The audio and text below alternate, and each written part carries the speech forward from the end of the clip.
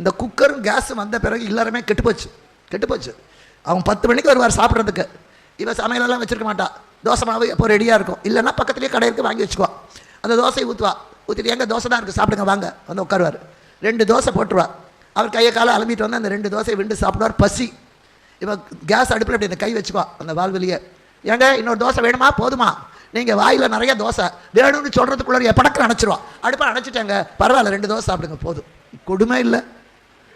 பொங்க பானை வச்சு பாலை பொங்க வச்சு அது கிழக்க பொங்கித்தான் மேற்க பொங்கித்தான்னு பார்த்து பொங்கல்னு சொல்லி பொங்கல் வச்ச காலமெல்லாம் போச்சு. குக்கருக்குள்ளே அரிசியும் போட்டு வெள்ளத்தையும் போட்டு ஏலக்காயும் போட்டு முந்திரி பருப்பையும் போட்டு முடிஞ்சால் மாமியாரையும் உள்ளே போட்டு மூடிவிட்டு டிவி கிட்ட வந்து உட்காந்துட்டு பட்டிமன்றம் பார்க்கணும். அது விசில் அடிக்கும். விசில் அடித்தா ரவுடின்னு அர்த்தம். இப்போ எல்லார் வீட்லையும் நல்லமா இருக்கானோ இல்லையா, ரவுடி கண்டிப்பாக இருக்கும். விசில் சத்தம் காத்தாலேயே சாயந்தரமா அது 3 விசில் வரட்டங்க 4 விசில் வரட்டங்க. இங்கே உட்காந்துட்டு அது தீக்கட்டையாக போயிடும். கேட்டால் சரியில்லைங்க, இந்த குக்கரே சரியில்லைங்க, மாற்றணும். குக்கர் வாங்கி 3